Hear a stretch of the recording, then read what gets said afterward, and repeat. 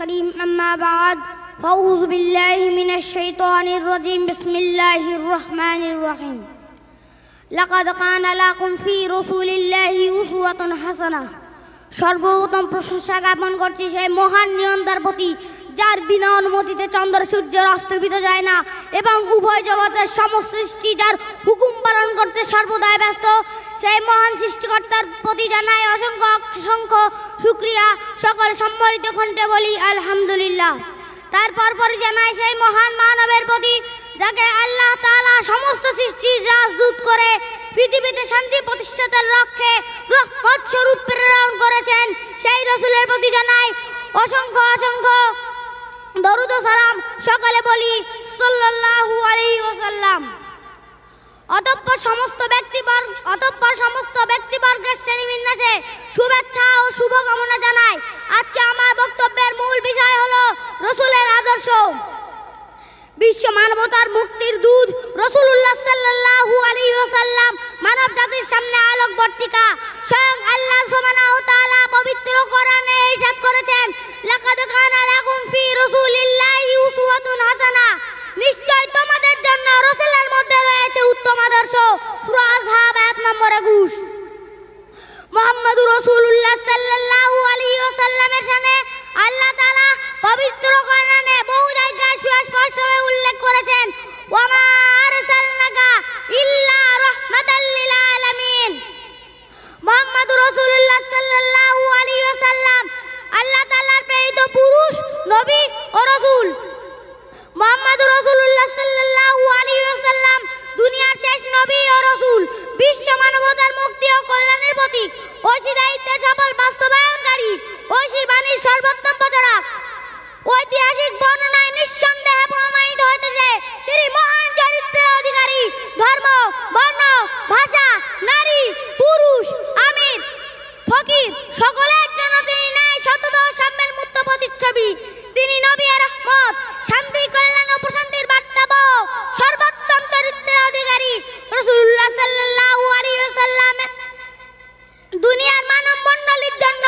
অনুকরণ অনুসরণযোগ্য ব্যক্তিত্ব যে মহান মানবের মহত্তম জীবনের প্রতিটি পর্যায়ে রয়েছে উত্তম আদর্শ অন্ধকারাচ্ছন্ন পথভ্রষ্ট মানুষকে তিনি দিয়েছেন আলোর দিশা অজ্ঞতা ও মূর্খতার অন্ধকারে নিমজ্জিত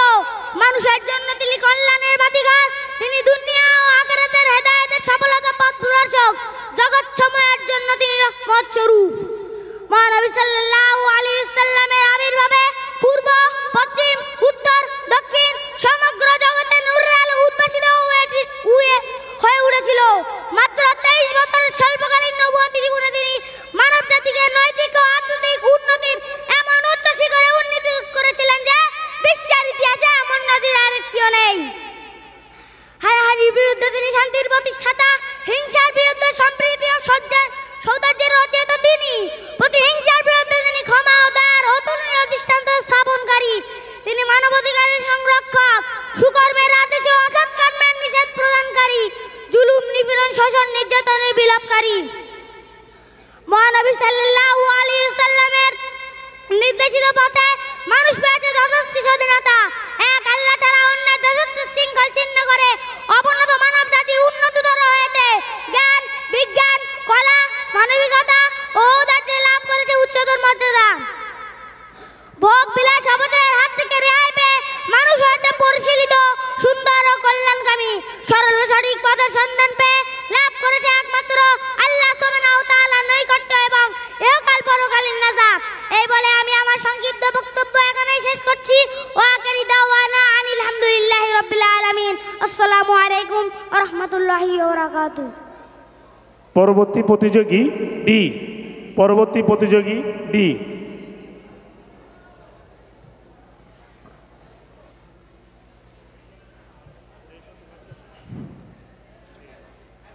আসসালামু আলাইকুম ওয়া রাহমাতুল্লাহি ওয়া বারাকাতুহু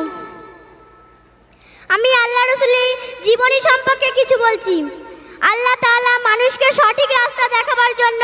তাদের মধ্য থেকেই কিছু মানুষকে বেছে নিয়েছেন তাদেরকে নবী ও রাসূল বলা হয় নবী ও রাসূলদের দায়িত্ব হলো আল্লাহর বার্তা মানুষদের কাছে পৌঁছে দেওয়া এবং আল্লাহর কিতাব পাঠ করান ইসলাম ধর্মের শিক্ষা দেন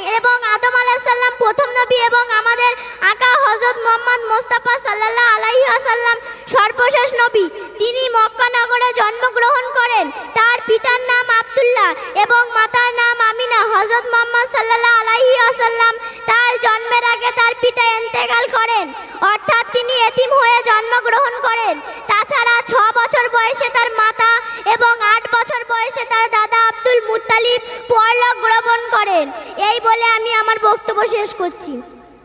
আসসালামু আলাইকুম ওয়া রাহমাতুল্লাহি ওয়া বারাকাতুহু। পরবর্তী প্রতিযোগী ই।